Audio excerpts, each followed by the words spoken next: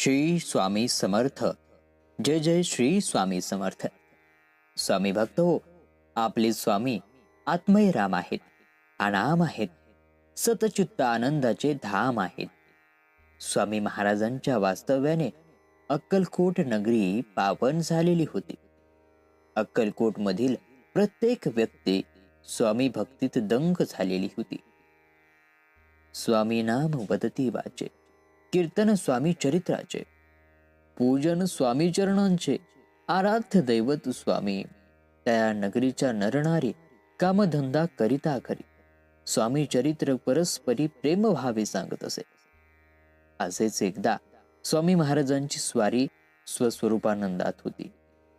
सभोवताली स्वामी सेवेकरी जमलेली होती. प्रत्येक जण त्याची सेवा करण्यात दंग होता. त्याच वेळेला दोन महिला सेवेकरी आपापसात गप्पा मारत होत्या. त्यातील एक महिला बोलते, अगं काशी विश्वेश्वराला जायचे आहे, तू येतेस का? तेव्हा त्या दुसऱ्या महिलेने तिला उत्तर दिले, मी का काशीस येऊ? आपले स्वामी महाराज हे काशी विश्वेश्वरच आहेत आणि काशी विश्वेश्वर अक्कलकोट मध्ये असताना का काशीस जायचे? स्वामी भक्त हो, या दोन महिलांचे संभाषण स्वामी ऐकत होते.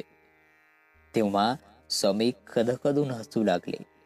स्वामींनी त्या दुसऱ्या महिलेकडे बघितले आणि बोलले, अगं तुला इतके ज्ञान असते तर भाकऱ्या का बडवल्या असत्यास?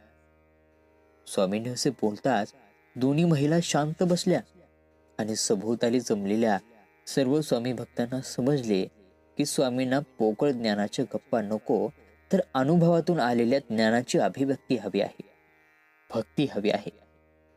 तर बोला, अनंत कोटी ब्रह्मांड नायक राजाधिराज योगीराज परब्रह्म श्री सच्चिदानंद रूप सद्गुरु अवधूत चिंतन भक्तवत्सल भक्ताभिमानी अक्कलकोट निवासी श्री स्वामी समर्थ महाराज की. आजच्या स्वामी लिलेत खरं तर दुसऱ्या महिलेने जे उत्तर दिले ते तर बरोबरच होते, परंतु त्यात कोणताच अनुभूतीचा भाग नव्हता. ते फक्त एकी उत्तर होते, बोलायचं म्हणून बोललेले उत्तर, पोकळ ज्ञान होते. म्हणून स्वामी बोलले की हिला खरोखर स्वामी आणि काशी विश्वेश्वर एकच आहे हे समजले असेल तर हिने भाकरी का बडवले असते? म्हणजे जर हिला खरोखर ज्ञान प्राप्त झाले असते तर जीवनात हे ज्ञान दिसले असते, आचरणात ज्ञान दिसले असते आणि हिच्या जीवनाचा कायापालट झालेला असता. खरं तर आजच्या या लीलेतून स्वामी प्रत्यक्षपणे आपल्याला हेच सांगत आहेत की जेव्हा आपण स्वामींच्या सत्य स्वरूपाचा अनुभव घेऊ आणि त्या सत्याच्या अनुभवावर जेव्हा आपण स्थिर होऊ तेव्हा आपले जीवन नक्कीच बदलणार आहे. आपण ते राहणारच नाही जे ह्यापूर्वी होतो. अनेक संत मंडळी भक्ती अवतार ह्याचे उदाहरण आहेत. असो, म्हणून स्वामी भक्त हो, आपल्याला स्वामी प्राप्तीची तहान वाढवायची आहे. आपल्याला ह्या असीम अनंत प्रशांत दिव्य शांती सोबत एकरूप व्हायचे आहे. स्वामींच्या खऱ्या स्वरूपाला जाणून घ्यायचे आहे. त्यासाठी ध्यान करायचे आहे. स्वामी लीलांचे श्रवण करून त्यातून प्रेरणा घ्यायची आहे. किंवा ज्या महान विभूतींनी स्वामींना जाणले आहे त्यांचे बोट पकडून आज्ञेचे पालन करून स्वामींचे सत्य स्वरूप समजून घ्यायचे आहे. त्यानंतर एकदा की आपण स्वामींच्या स्वरूपाला जाणले की त्यावर स्थिर होऊन स्वामींच्या अलौकिक गुणांची अभिव्यक्तीसाठी हे शरीर निमित्त करायचे आहे. चला तर मग आज आपण स्वामींना प्रार्थना करूया की हे गुरु समर्था, तुझ्या सत्य दिव्य स्वरूपाची गोडी या मनाला दे.